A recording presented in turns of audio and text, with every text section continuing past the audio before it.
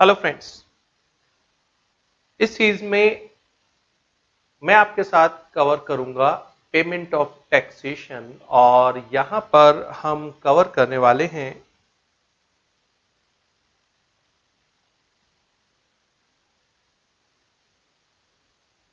Section 49, section 50, section 51, section 52।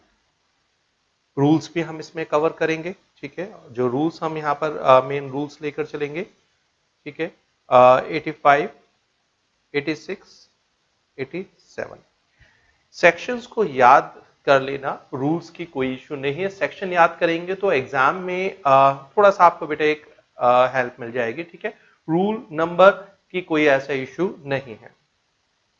Payment of taxation पहले एक थोड़ा बेसिक डिस्कशन कर लेते हैं, फिर सेक्शन बाय सेक्शन में आपके साथ कवरेज करूंगा।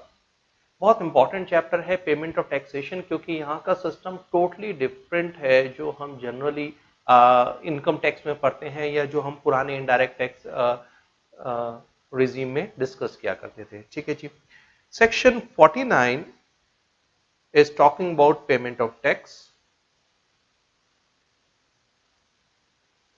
एंड अगेन जो अभी अब रिसेंटली हम बेटा ट्रेंड बना रहे हैं, कोशिश कीजिए पूरे के पूरे जो नोट्स हैं आप इन लेक्चर से बनाएं, क्योंकि ये आपको एग्जाम में रिवाइज करने में बहुत हेल्प देंगे।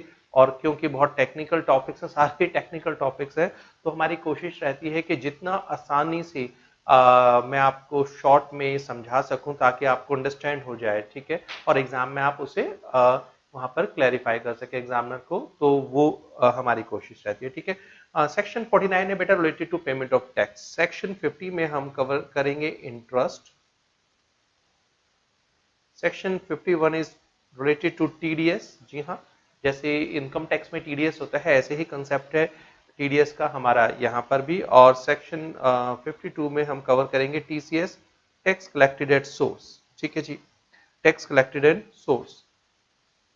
अगर रूल्स की बात करते हैं, ये तीन रूल्स हमारे पास हैं। रूल 85 बेटा कवर करता है इलेक्ट्रॉनिक। ठीक है, लायबिलिटी रजिस्टर्ड,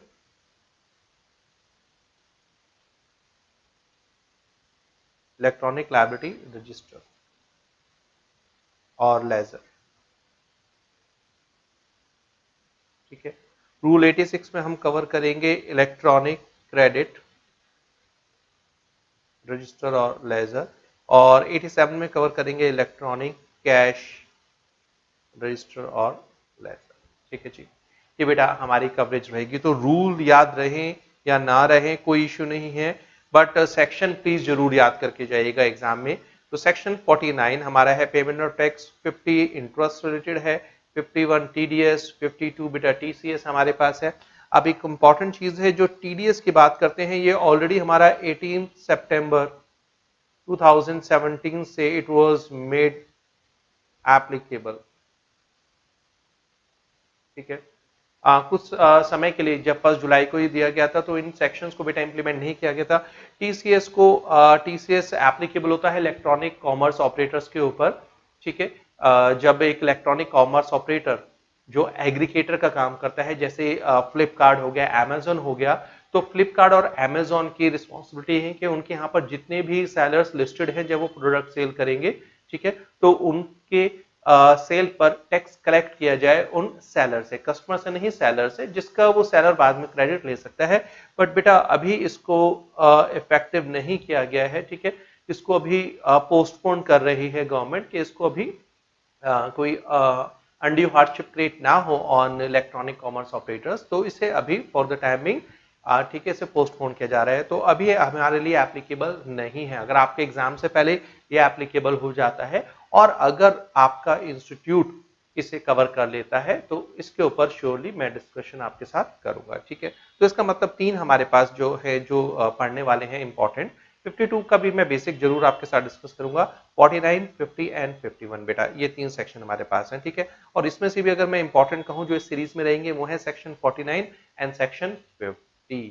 ठीक है जी, चलो अब बात करते हैं, अगर यहाँ बेसिकली बात करूं इंटरेस्ट को, अगर मैं यहाँ पर बता दूं तो इंटरेस्ट के बेटा दो रेट हैं, 18% और 24%। कुछ केसेस में 84% होता है, कुछ केसेस में 24% होता है। तो किन केसेस में 84 एंड 24 है मैं आपके साथ डिस्कस करूंगा। कैलकुलेशन कैसे होती है ये मैं आपके साथ करने वाला हूं, बट रेट माइंड में फिक्स कर लीजिए कि 18% और 24% रहेगा। ठीक है जी।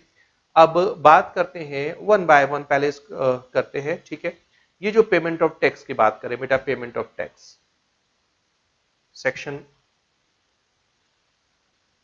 49, ठीक है, section 49 covering payment of tax. Payment of tax, interest, देखो इंटरेस्ट का रेट 50 में गिवन है, ठीक है, मगर पेमेंट करना है सेक्शन 49 के accordingly. Tax, interest, penalty and other dues, हमने चार कैटेगरी में इसको डिवाइड कर लिया, टैक्स, इंटरेस्ट एंड पेनल्टी। ठीक है, तो इसमें जो हमारे पास रहा बेटा, टैक्स को अलग कर दिया है और सेकंड कैटेगरी में हमारे पास जो कवरेज हो गई है ये हमारे पास है interest, penalty and other dues. अब जरा ध्यान से देखिएगा क्योंकि जब मैं आगे बढ़ूंगा तो ये सारी चीजें बहुत काम आने वाली हैं। गवर्नमेंट कहती है देखो ये जो आप टैक्स की पेमेंट है ये आप कैश में भी कर सकते हैं और आप इसे पे कर सकते हैं through input tax credit utilisation. ठीक है, इसका क्या मतलब है अभी समझाऊंगा। GST, goods and services tax, चाहे वो सीजीएसटी है, वो एसजीएसटी है, यूटीजीएसटी है या बेटा आईजीएसटी है, ठीक है, कॉमन यहां पर बात हो रही है। तो जो जीएसटी पे करना है, जो उसका टैक्स है, कोर जो टैक्स है, वो आप कैश में भी पेमेंट कर सकते हैं या आईटीसी यूटिलाइजेशन। यहां पर कैश का मतलब हार्ड कैश नहीं है, बट यहां पर कैश का मतलब मनी की हम बात करें, ठीक है, बट वर्ड कैश यूज किया गया।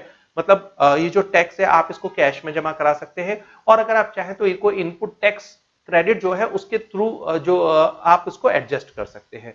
मगर ये जो interest, penalty and other dues हैं बेटा, इन्हें आपको पे करना पड़ेगा सिर्फ और सिर्फ कैश में। मतलब आप इसके लिए इनपुट टैक्स क्रेडिट का यूज नहीं कर सकते। इसका मतलब क्या है समझिएगा, क्योंकि ये भी जब मैं लेजर आपको साथ डिस्कस करूंगा वहां पर आएगा। मान लीजिए मेरे पास इनपुट टैक्स क्रेडिट है 10,000 रुपए, किसी सप्लायर के पास इनपुट टैक्स क्रेडिट अवेलेबल है 10,000 रुपए, ठीक है, और इस व्यक्ति का जो टैक्स निकलता है, जो टैक्स लायबिलिटी है, ये है 8,000 रुपए, और क्योंकि टाइम से टैक्स पे नहीं करा है तो इस पर जो इंटरेस्ट बन रहा है, ध्यान से देखना बेटा, इस पर जो इंटरेस्ट बन रहा है वो बन रहा है 600 रुपए। अब ध्यान से समझिएगा, इनपुट टैक्स क्रेडिट हम यूज कर सकते हैं। अब अगर हम ध्यान से देखिए, मेरा जो इनपुट टैक्स क्रेडिट है वो है 10,000 और मेरा जो टोटल टैक्स बनता है बेटा वो है केवल 8,600 इंक्लूडिंग इंटरेस्ट। मतलब मैंने गवर्नमेंट का से जो इनपुट टैक्स का क्रेडिट अवेल किया है वो है 10,000, ठीक है, और इनपुट टैक्स क्रेडिट को यूज कर सकता हूं मैं टैक्स के लिए। तो मेरा जो टैक्स प्लस इंटरेस्ट है ये कितना है, 8,600। अब अगर ये वैट होता, ठीक है, अगर मैं बात करता हूं कि अगर ये पुराने हमारे पास कंसेप्ट होते तो हम इसको पूरा का पूरा यूटिलाइज कर देते, वहां दिक्कत नहीं थी। अब यहां पर ध्यान से देखिएगा, यहां पर बहुत इंपॉर्टेंट चीज है बेटा, दैट जो हम यूटिलाइजेशन करने वाले हैं, ये जो 8,000 रुपए है ये तो मैं इस 10,000 से सेट ऑफ कर सकता हूं। मतलब मैं कह सकता हूं सर देखो मेरा जो टैक्स है वो है 8,000, इस 8,000 में से मैं इनपुट टैक्स क्रेडिट क्लेम कर रहा हूं 8,000, तो मेरा टैक्स हो गया निल। और इस तरीके से जो मेरा आईटीसी बचा, अब आईटीसी था 10,000 रुपए, इस आईटीसी में से हमने टैक्स पे कर दिया 8,000, तो आईटीसी कितना बचा है मेरे पास, 2,000 रुपया। ठीक है, अब दूसरा मुझे पे क्या करना है, मुझे अब पे करना है बेटा साथ में यहां पर जो यहां मुझे अब पे करना है इंटरेस्ट। इंटरेस्ट कितना पे करना है मुझे, आई हैव टू पे इंटरेस्ट ऑफ ₹600, ठीक है, 600 रुपए का इंटरेस्ट पे करना है। अब 600 रुपए का जो इंटरेस्ट पे करना है, मेरे पास इनपुट टैक्स क्रेडिट अवेलेबल है 2,000 रुपए का, मगर नहीं, साफ साफ लॉ में लिखा है दैट जो आपका इनपुट टैक्स क्रेडिट है it can be utilised only for the payment of basic tax. ठीक है, इसे आप इंटरेस्ट, पेनल्टी या अदर ड्यूज के लिए यूज नहीं कर सकते। तो ये जो 600 रुपए है मुझे बेटा ये कैश में ही जमा कराना पड़ेगा। मतलब ये मुझे 600 रुपए अलग से जमा कराना पड़ेगा, ये मैं आईटीसी के अगेंस्ट सेट ऑफ नहीं कर सकता। ठीक है, समझ रहे हैं।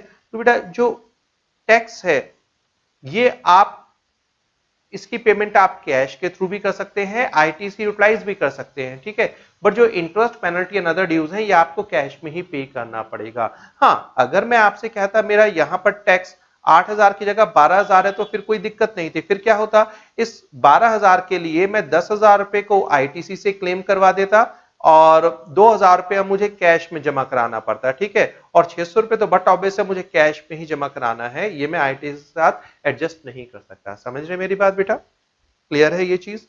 चलो,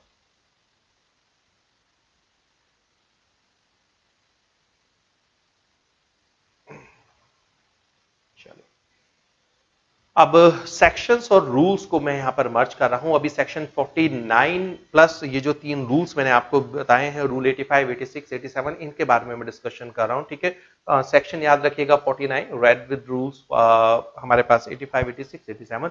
अभी 50 को टच नहीं कर रहे हैं, 51, 52 की मैं बात नहीं कर रहा हूं बेटा, ठीक है।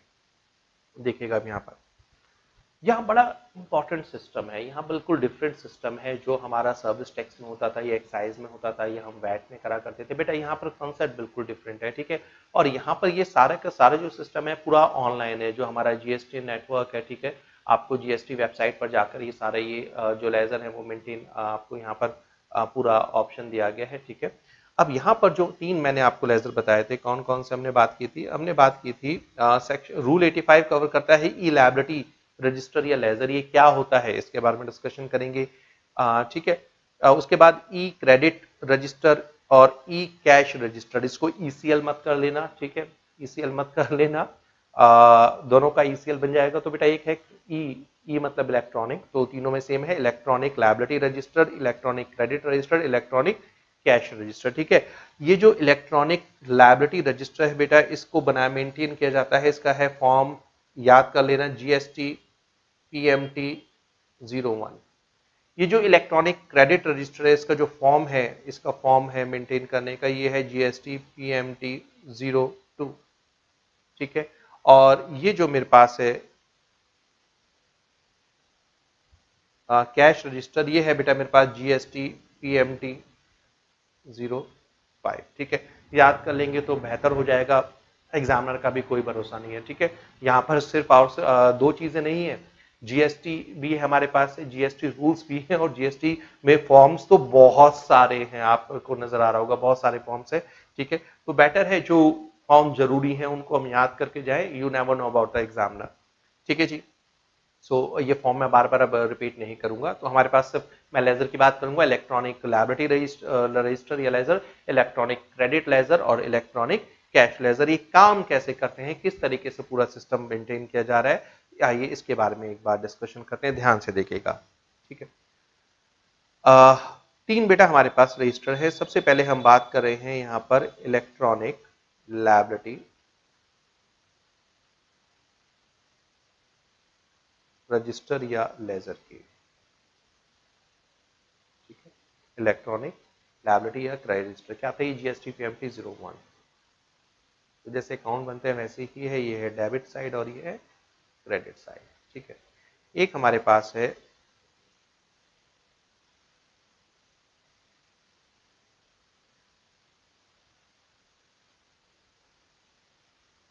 इलेक्ट्रॉनिक क्रेडिट रजिस्टर या लेजर, ठीक है।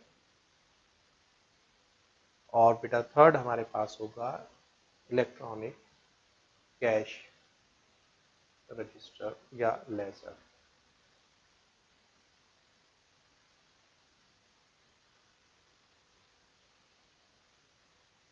ठीक है जी। चलिए अब ये शुरुआत कैसे होती है, अब जरा ध्यान से देखिएगा किस तरीके से इसमें एंट्रीज की जाती हैं। देखो जो रूल्स हैं उसमें बड़ा डिटेल में बनाया गया है, ठीक है, थियोरेटिकली। तो यहाँ मेरी बिल्कुल कोशिश है कि बिल्कुल मैं अगर आसान बना सकूं तो आपके लिए बेटा यहाँ पर आसान बना दूं। ध्यान से देखिएगा, इलेक्ट्रॉनिक लायबिलिटी रजिस्टर, लायबिलिटी नाम से ही क्लियर है कि जो आपकी देनदारी है, जो आपका टैक्स है, इंटरेस्ट, पेनल्टी ड्यूज है, उन सब की बात हो रही है। तो बेटा यहाँ पर सब आएगा आपके पास। डेबिट में क्या आएगा? जितना आपने टैक्स पे करना है ये आएगा, प्लस जितना इंटरेस्ट है ये आएगा, प्लस जितना पेनल्टी है बेटा ये होगी आएगी यहाँ पर, ठीक है। और जो अदर ड्यूज हैं वो आएंगे, ठीक है। अगर एसएससी ठीक है, सप्लायर जो टैक्स पेयर है खुद ये एनालाइज सेल्फ असेसमेंट बेसिस पर है वो भी आएगा, और अगर प्रॉपर ऑफिसर डिटरमाइन कर रहा है वो भी यहाँ पर आएगा। ठीक है, सब यहाँ पर आएगा। अब देखिएगा, ये तो लायबिलिटी डिटरमाइन हो गई कि सर मुझे यहाँ पर देना है ये tax, interest, penalty and other dues. अब इन रजिस्टर में क्या आता है, फिर हम क्रॉस कनेक्शन करेंगे। ई क्रेडिट रजिस्टर, बेटा ई क्रेडिट रजिस्टर के क्रेडिट रजिस्टर, यहां पर मेरे पास क्रेडिट में आता है इनपुट टैक्स क्रेडिट अवेल्ड। जो मैंने सप्लाई, इनपुट सप्लाई थी, जो मैंने सप्लाई रिसीव की थी, ठीक है, जो बेसिकली मेरा जो इनपुट टैक्स क्रेडिट है जितना अवेलेबल है मैं उसको यहां पर लिखूंगा इनपुट टैक्स क्रेडिट अवेल्ड।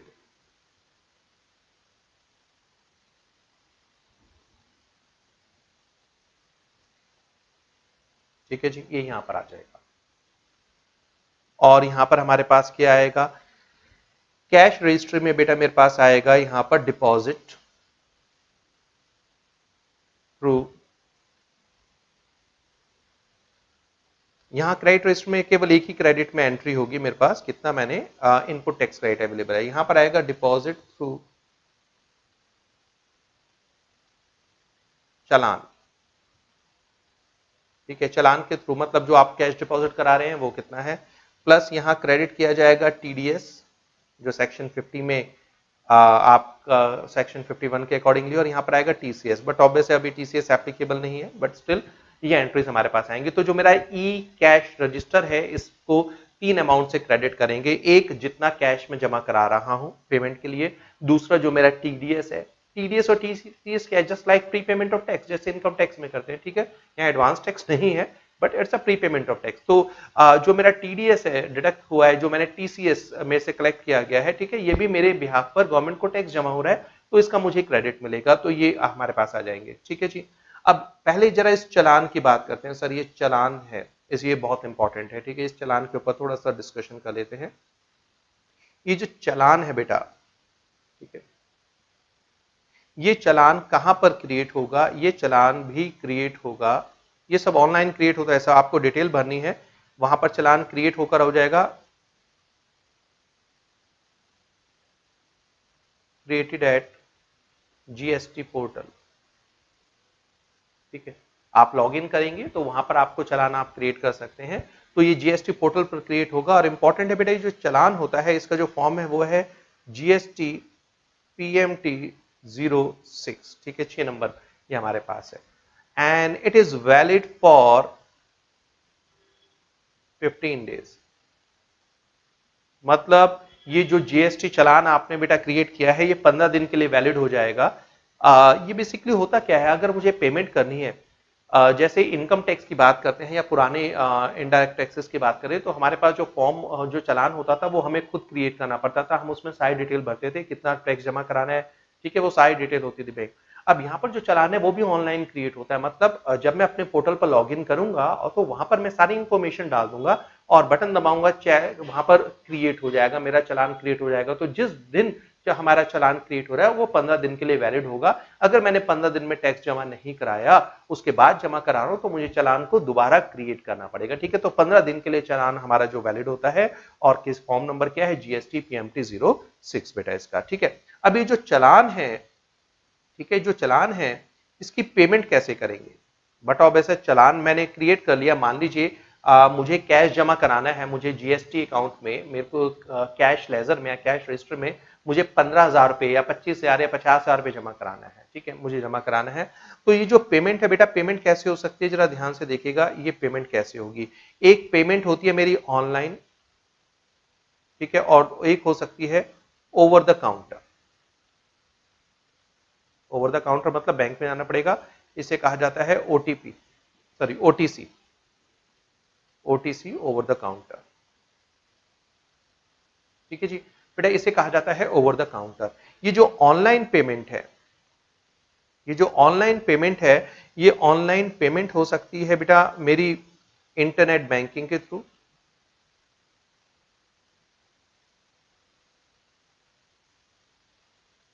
ये ऑनलाइन पेमेंट हम कर सकते हैं और डेबिट कार्ड के थ्रू,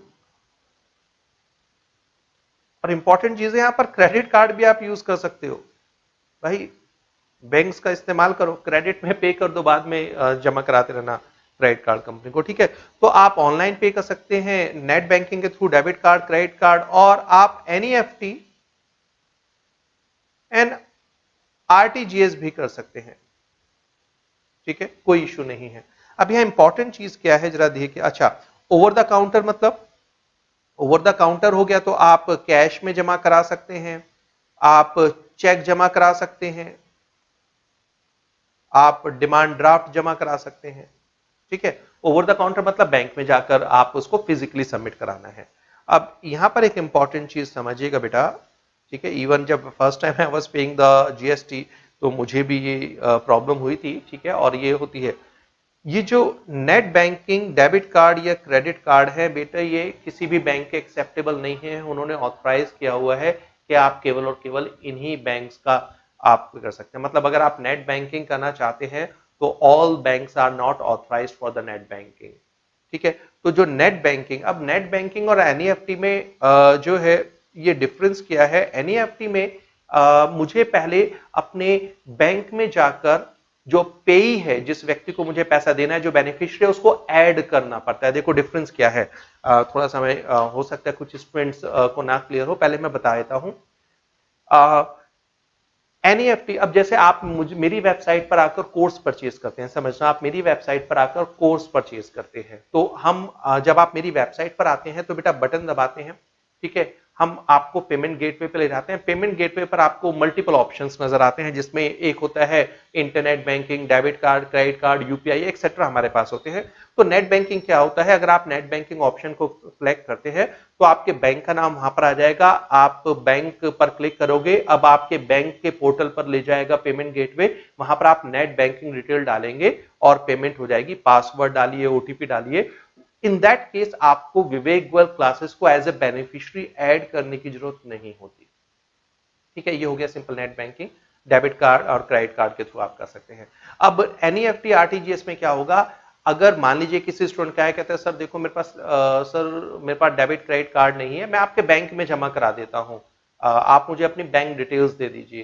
तो अब हुआ क्या, अब अगर बैंक डिटेल देनी है, ठीक है, तो मैंने उसे अपनी विविक क्लासेस की बैंक डिटेल दे दी, अपना आईएफटी जो हमारा आईएफसीएस कोड है वो दे दिया, बैंक अकाउंट का पूरा नंबर दे दिया, जो भी रिक्वायर्ड डिटेल है। अब वो स्टूडेंट क्या करेगा, या उनके फादर ने अगर पेमेंट करनी है, वो पहले अपना जो नेट बैंकिंग है, ठीक है, अपने बैंक पोर्टल पे जाकर नेट बैंकिंग को ओपन करेंगे और वहां पर पहले मुझे विवेक गोयल क्लासेस को एज अ बेनिफिशियरी ऐड करेंगे। वहां पर जब बेनिफिशियरी ऐड हो जाएगा उसके बाद वो मुझे पेमेंट करेंगे, ट्रांसफर, ठीक है। तो this is the difference between net banking and NEFT. Net banking में एज अ बेनिफिशियरी ऐड करना जरूरी नहीं है, मगर बेटा एनईएफटी आरटीजीएस में बेनिफिशियरी की तरह पहले जो पेई है, ठीक है, उसको ऐड करना पड़ेगा। अब यहां पर नेट बैंकिंग, डेबिट कार्ड या क्रेडिट कार्ड केवल और केवल जो ऑथराइज्ड बैंक किए गए हैं, कुछ मतलब सारे बैंक नहीं है। तो जो मेरा बैंक है, जो हमारा बैंक है कर्नाटका बैंक, जो हमारा ऑफिशियल बैंक है बेटा, वो बैंक जब मैं फर्स्ट टाइम पे करा था वो नेट बैंकिंग की लिस्ट में मुझे नहीं मिला। एचडीएफसी था, आईसीआईसीआई, ऑलमोस्ट जो बड़े प्राइवेट सेक्टर बैंक है वो सारे थे, पब्लिक सेक्टर के भी जो बड़े बड़े बैंक हैं वो अवेलेबल थे। अब कर्नाटका है, ये एक बैंकिंग कंपनी है, वो लिस्टेड नहीं था।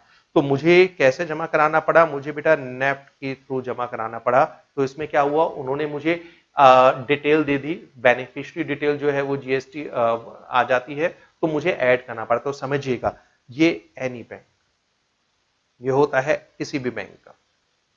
तो मतलब अगर आपका ऑथराइज्ड बैंक, अगर आपका जो बैंक है वो लिस्टेड है वहां पर पोर्टल पे, वो क्रिएट हो जाएगा, ठीक है। तो आप नेट बैंकिंग के through, debit card, credit card के थ्रू कर सकते हैं, और अगर वो लिस्टेड नहीं है तो आप उसे एनी, फिर आपको आरटीजीएस या एनईएफटी के थ्रू बेटा आपको करना पड़ेगा, ठीक है जी। अच्छा, ये भी जो हमारे पास जो बैंक है, ये भी एनी बैंक नहीं है बेटा, ये कौन से हैं, ये भी केवल ऑथराइज्ड बैंक है,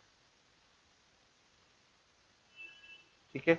तो ये सेम बैंक है जो ऑथराइज्ड है यहाँ पर। इसका मतलब मुझे अगर मैं कहूँ हमारा कर्नाटका बैंक है एट प्रेजेंट, तो बेटा मैं सिर्फ एनईएफटी के थ्रू ही जमा करा सकता हूँ या आरटीजीएस के थ्रू। मैं नेट किंग डेबिट कार्ड के थ्रू नहीं करा सकता, मैं कैश चेक या डीडी नहीं करा सकता, ठीक है, अगर मैं अपने बैंक में ही जाकर करा सकता हूँ, बट ऑब्वियसली दूसरे बैंक में जाकर हम उसको यूटिलाइज कर सकते हैं, ठीक है, क्लियर। अच्छा, ओवर द काउंटर का एक और इंपॉर्टेंट है बेटा, यहां पर जो लिमिट है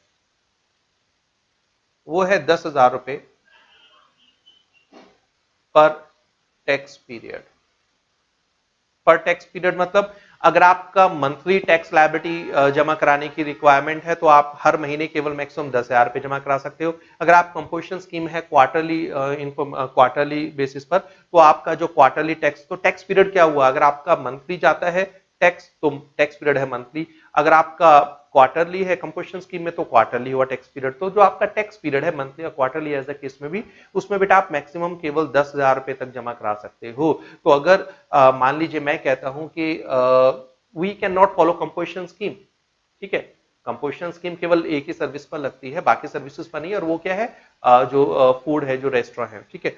तो अब वी आर सर्विस प्रोवाइडर, तो हमारा जो टैक्स पीरियड है वो मंथली है, तो मैं अगर कैश में या चेक या डीडी के थ्रू जमा कराना चाहता हूं जीएसटी, तो मैं एक महीने में केवल मैक्सिमम 10,000 रुपए जमा करा सकता हूं, इससे ज्यादा जमा नहीं करा सकता, ठीक है। बट ऑब्वियसली वो चाहते हैं कि आप पूरा का पूरा ऑनलाइन रखें, जीएसटी पूरा ऑनलाइन है, ठीक है, तो दे डू वांट कि आप ओवर द काउंटर सिर्फ छोटे व्यक्ति जो हैं, जो छोटे टैक्स पेयर है, उनको ही रखा गया। डन बच्चे, चलिए। अच्छा, तो ये तो हुआ चालान की मैं बात कर रहा था, वापस चलते हैं, ठीक है।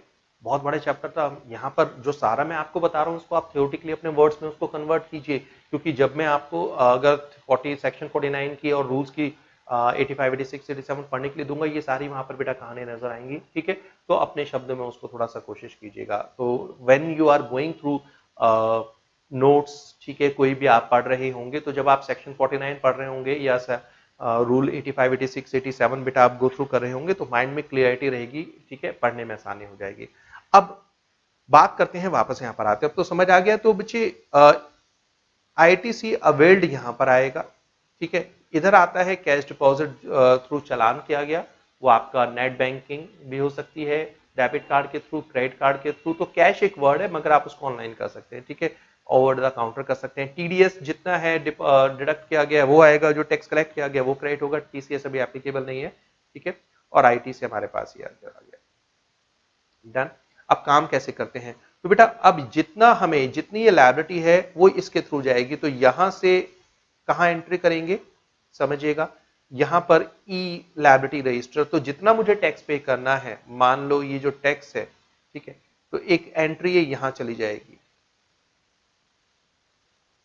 और ऐसे ही ये जो एंट्री है वो यहां पर आ जाएगी, ठीक है, इस तरीके से सेट ऑफ हो जाएगा आपके पास। क्लियर है। एग्जाम्पल लेके मैं कराऊं आपको, चलो एग्जाम्पल लेकर मैं कराता हूं, ठीक है, फिगर्स लेकर करते हैं, थोड़ा सा आसान और आसान रहेगा हमारे पास। देखो, इलेक्ट्रॉनिक लायबिलिटी रजिस्टर या ledger, electronic liability ledger, tax 1,00,000, interest 3,400, ठीक है। Electronic credit ledger, input tax credit जो क्रेडिट किया गया है, ठीक है, जो अवेल किया गया है 1,10,000। अब जरा ध्यान से देखिए, और तीसरा हमारे पास है बेटा इलेक्ट्रॉनिक कैश लेजर, ठीक है। अब मुझे पता है आप लोग समझ चुके होंगे, आप यार इंटेलिजेंट बच्चे हैं, कर चुके होंगे, चलो मैं फिर भी एक बार क्लियर कर देता हूं।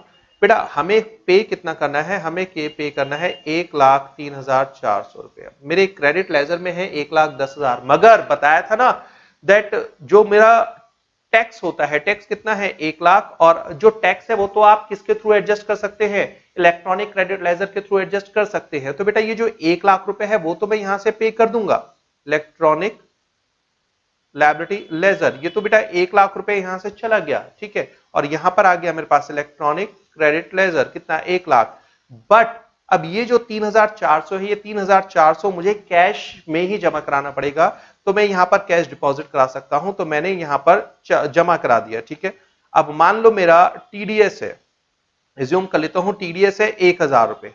ठीक है, टीसीएस अभी एप्लीकेबल नहीं है, तो ये जो 3400 रुपए है बेटा, ये केवल और केवल इलेक्ट्रॉनिक कैश लेजर से ही एडजस्ट हो सकता है। ये जो इंटरेस्ट है, पेनल्टी, अदर ड्यूज, ये मेरे इलेक्ट्रॉनिक क्रेडिट लेजर से एडजस्ट नहीं हो सकते, इसको ध्यान रखिएगा। ठीक है, तो अब मुझे जब ये पे करना है तो कैसे पे करूंगा, 3400 पे करना है, तो मुझे अगर यहां पर 3400 रुपया यहां से लेना पड़ेगा इलेक्ट्रॉनिक, मैं समझाने के लिए कर रहा हूं, पहले क्रेडिट की एंट्री होगी। ठीक है, तो इलेक्ट्रॉनिक कैश लेजर से मेरे को 3400 रुपए अगर चाहिए, तो और अवेलेबल कितना है 1000, तो बेटा मुझे यहां पर कैश जमा कराना पड़ेगा। कैश मतलब ओवर द काउंटर करा सकता हूं, debit card, credit card, net banking, तो मुझे यहां पर चाहिए। मैं 2400 रुपए जमा कराता हूं तो ये बैलेंस खत्म हो जाएगा, ये चला गया इलेक्ट्रॉनिक लायबिलिटी लेजर में। और अगर मैं ज्यादा कराता हूं पैसा कि यार अगले महीने यूज हो जाएगा, ठीक है, बट अब ऐसे अगर नहीं पता तो आपने एक्स्ट्रा कैश जमा करा दिया, अगले महीने यूज हो जाएगा। ठीक है, तो जो बैलेंस है वो कैरी फॉरवर्ड हो जाएगा, तो यहां पर तो बैलेंस नहीं बचा। अब यहां पर बैलेंस क्या हो जाएगा बेटा, ये जो बैलेंस है मेरा कैरी फॉरवर्ड हो जाएगा 10,000, इसे मैं अगले महीने अपने मतलब अगले टैक्स पीरियड में, बट ऑब्वियसली अगले महीने ही होगा। ठीक है, क्योंकि कंपोजिशन स्कीम में तो आपको क्रेडिट मिलता ही नहीं है। कंपोजिशन स्कीम में तो आपका इलेक्ट्रॉनिक क्रेडिट जो लेजर है वो बनेगा ही नहीं सर, क्योंकि आईटीसी इज नॉट अवेलेबल, आपको वहां पर कैश में ही पे करना पड़ेगा सारा का सारा। ठीक है, तो ये कैरी फॉरवर्ड हो गया, तो बेटा इस तरीके से काम करता है। अच्छा, एक और एग्जांपल लेते हैं। ठीक है, फिर हमारा जो सेक्शन 49 का कंसेप्ट है ये खत्म हो जाएगा, और फिर आगे हम डिस्कस करेंगे इंटरेस्ट के बारे में। ठीक है जी, अभी आईटीसी जो यूटिलाइजेशन कैसे होता है इनपुट टैक्स क्रेडिट का, वो भी मुझे आपके साथ डिस्कस करना है, उसको भी कवर करेंगे। अभी सिर्फ सेक्शन 49 में बता रहे हैं कि पेमेंट किस तरीके से की जा सकती है, उसको देखिएगा। ठीक है, रूल्स यहाँ पर इंपॉर्टेंट हो गए। अच्छा, electronic liability ledger tax 1,00,000, interest 3,400, electronic credit ledger ITC available है 80,000 रुपया, इलेक्ट्रॉनिक कैश लेजर। ठीक है, मान लीजिए मेरा ब्रॉड फॉरवर्ड अमाउंट है, जो पिछले महीने मैंने एक्स्ट्रा जमा करा दिया था, मान लो ये है, ये आ गया मेरा अगले पिछले महीने का 5,400 मैंने जमा करा दिया था। ठीक है जी, अब देखिए मुझे पे करना है 1,03,400 रुपया। ये 1,00,000 रुपए मैं आईटीसी से क्रेडिट कर सकता हूं, मगर आईटीसी अवेलेबल कितना है 80, तो केवल यहां से बेटा 80,000 मेरा जाएगा, यहां पर आ जाएगा 80,000।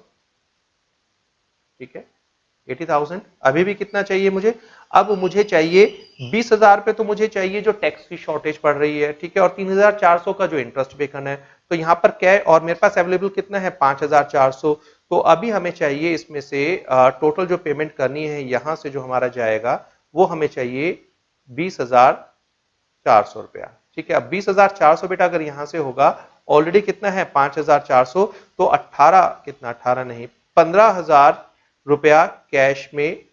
आई थिंक मैं थोड़ी मिस्टेक कर गया, यस, हाँ हाँ हाँ हाँ बेटा, ये 20,000 नहीं, ये होगा 23,400, इंटरेस्ट भी तो ये होगा 23,400, 23,400, तो अगर ये 23,400 है तो बेटा ये हो जाएगा मेरे पास 18,000 रुपए। ठीक है, तो ये हमें कैश में जमा कराना पड़ेगा, और ये कैश में जमा कराना पड़ेगा, ये आप नेट बैंकिंग के थ्रू करा सकते हैं, ये आप डेबिट कार्ड या क्रेडिट कार्ड के थ्रू करा सकते हैं, ये आप एनईएफटी के थ्रू करा सकते हैं, या आप इसे ओवर द काउंटर करा पाएंगे सर, नहीं 15,000 18,000 रुपए है, तो यहाँ तो 10,000 रुपए जाके ओटी ओवर द काउंटर जमा कराइए, और 8,000 रुपए आपको फिर नेट बैंकिंग के थ्रू करना पड़ेगा। तो जब नेट बैंकिंग या ऑनलाइन करनी है तो पूरा 8,000 रुपए करा दो। इसको बेटा मैं ओटीपी के ओटीसी के थ्रू नहीं करा पाऊंगा, क्योंकि अमाउंट 10,000 को क्रॉस कर गया।